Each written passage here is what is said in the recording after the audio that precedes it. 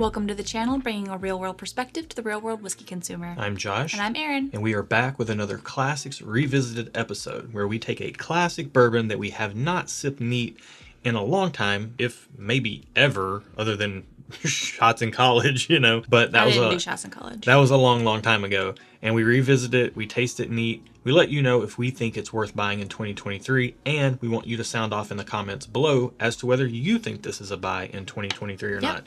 Today, obviously, we are doing good old classic 90 proof Maker's Mark, standard as they come. Yep. I have a bit of a history with this bottle, which is what we're doing. We're kind of going through our personal history. Yeah. But back in the college days, going to college at Western Kentucky and Bowling Green, when you went to a party and you wanted to impress the girls, you brought Maker's Mark. Did you? Because you And had why? the wax. I just had the wax. It was more expensive. Okay. I mean, more expensive being what, 30? 30-ish bucks. Okay. Yeah. I mean, for a college kid, when you could buy Evan Williams Black Label or something. Yeah. This was definitely stepping it up. Okay. So Maker's Mark is a great distillery. Just recently went there and did a barrel pick for our Barrels for Hope, which is a charity organization that I'm involved in.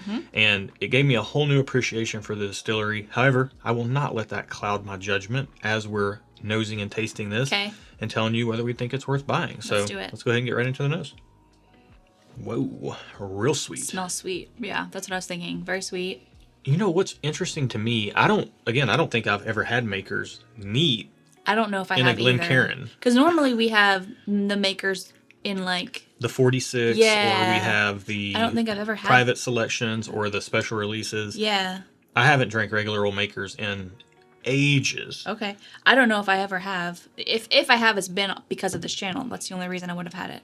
Yeah. Even now that I'm smelling it, what jumped out to me was the sweetness at first, but some people talk about Makers having this kind of sour milk note. People who don't like Makers say that. I can see how people might think that. There could be a sour tinge if you thought about it. Yeah. But to me, to my nose, this is so sweet, even compared to something like Maker's 46, which has a little bit of pancakes and syrup going on with it.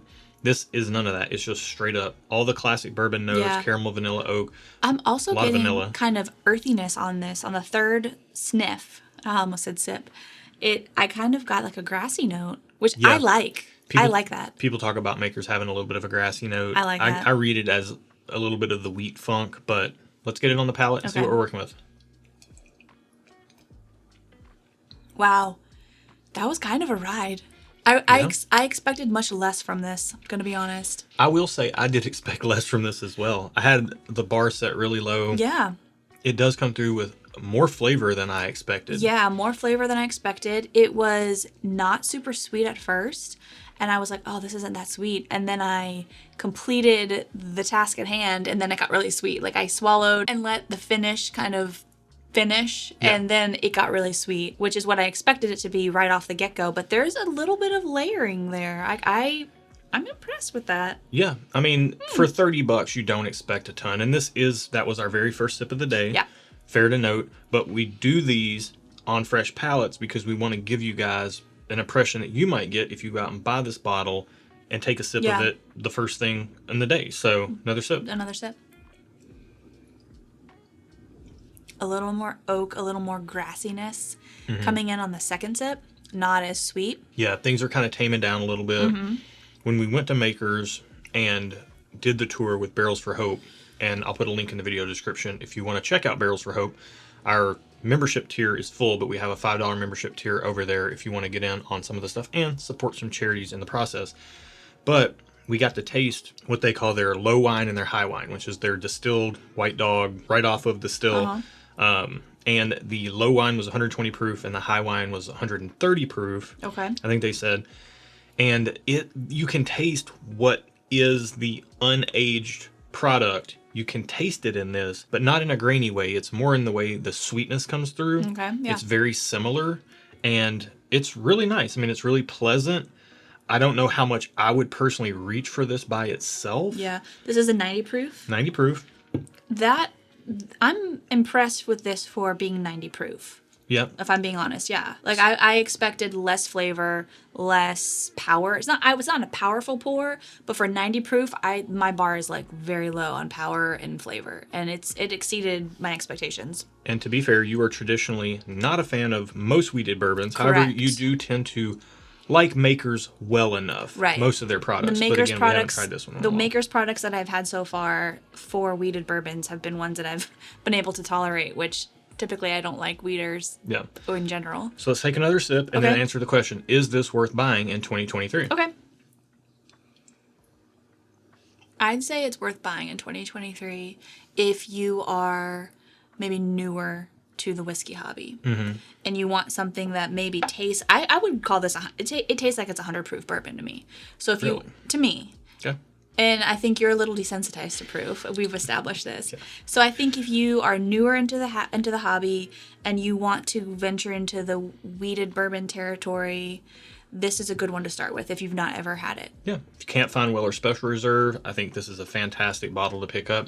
To my memory, it's coming through with a little bit more flavor and punch than something like Weller Special Reserve, but I'd have to try them back to back. Now that we have this bottle and have it open, we absolutely have to put it in a head-to-head matchup against Weller Special Reserve. Let us know anything else you might want to see this in a matchup against in our head-to-head pool.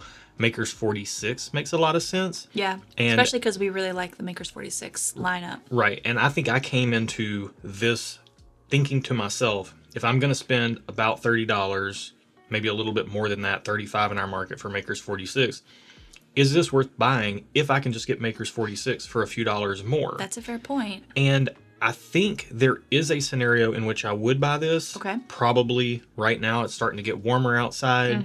This is a little bit lighter than 46. Yeah. Flavor profile wise, it's a little bit brighter. Yeah. And I could absolutely see this being something that if I knew I was going to be, for instance, out on the lake or something like that, and I wanted to have some type of whiskey drink rather than, some beer or seltzer or something like that. Something like this makes a lot of sense. I could see myself gravitating towards this. Of course, I could also see myself gravitating towards 1792 Small Batch or Buffalo Trace or Early Times Bottled and Bond. There's a ton of other products in the same category. But is this worth buying in 2023? I think... Did you answer the question? Yeah, I said yeah. Okay. But I think it kind of is. Will we buy another one of these? I don't know. Once this is gone, I don't really know, but if maybe Makers, it's a summer buy. Yeah, if Makers 46 is not that much more expensive than this, I'd probably say we would personally stick with that. Yeah. But I think this is worth the money when you do buy it. Yep.